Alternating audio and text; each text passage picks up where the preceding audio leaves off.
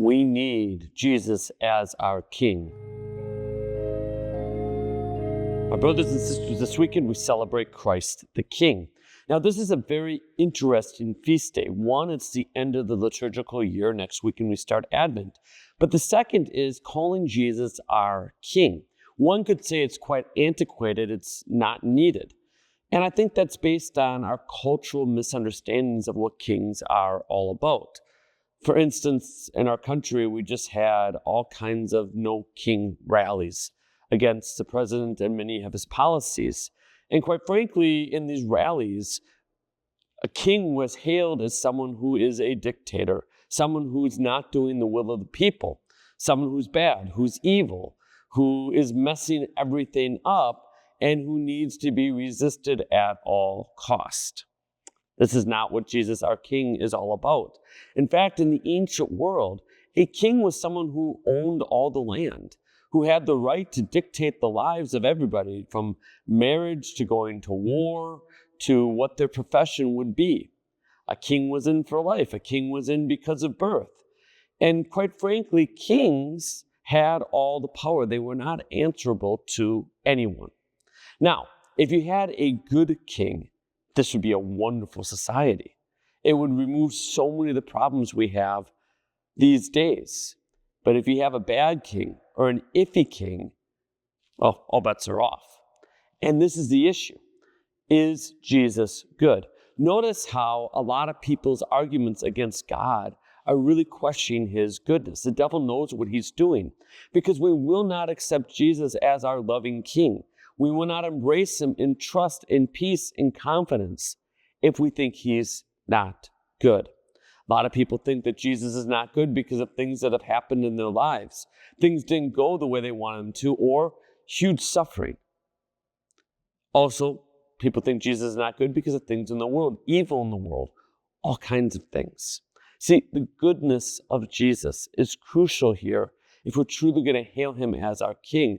Otherwise, we are just going to be resistant and, quite frankly, frustrated all the time. The other part about Jesus being our King is his competency. See, this is the problem with the whole no kings thing. Jesus is all-knowing, but yet how often we act like Jesus, our King, doesn't know what's going on in our lives or doesn't understand the world very well. How often we pray and act like Jesus really isn't as knowledgeable as he really is.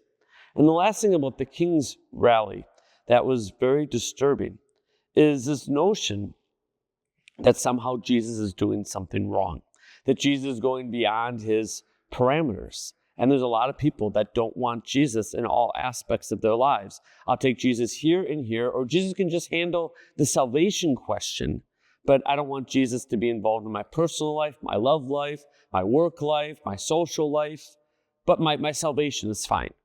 And that's where most people have relegated Jesus as King. He's only on for the heavenly bit, which frankly we don't give much time for.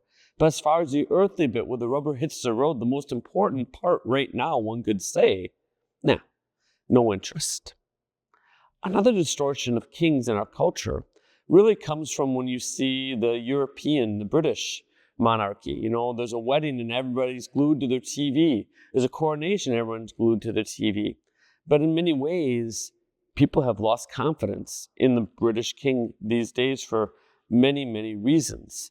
But it's interesting how as Americans we have this fascination with the English king or queen or princesses and whatnot. There's a fascination, but we don't want it. And I think this happens with Jesus too. A lot of people have a fascination about Jesus, but they don't want it. They don't want the whole faith. They don't want to really live the faith. They just want to have a fascination. We need to be very careful about this, because there is that evil, evil song, Hokey Pokey. Now, Hokey Pokey is really a mockery of the Mass, or in Latin, Holy, Holy, Holy, Sanctus, Sanctus, Sanctus. The Hokey Pokey was meant to mock the Mass, how long it took, how boring it was, blah, blah, blah. But it puts this case very well. 1 foot in, 1 foot out, one hand in, one hand out. You know, put your head in, then take your head out. Put your heart in, put your heart out. Okay, that's not part of the song, but it should be. But notice how this hokey pokey really does express the issue that a lot of people are living when it comes to deficiency of their faith in claiming Christ as King. We are one hand in, one hand out, part of us in, part of us out, and we just never stay in. We never really commit ourselves. When we hail Christ our King, it is that full commitment. There are so many martyrs who hailed Christ as their King at the moment of their martyrdom. And this is well put because they were commending their everything to their King and recognize that even their very lives are at service to Christ our King. I just offer these thoughts to us because all of us have a long ways to go in our fidelity to our King and to our commitment to our King and our willingness to serve. And I hope that this week, as we prepare for Advent, will be a time to purify that commitment and purify our resolve, that we may truly live for Christ our King, and we may recognize all the good things He has in store for us in the providence of His kingdom. God bless you. Magnificat anima mea Dominum. My soul magnifies the Lord.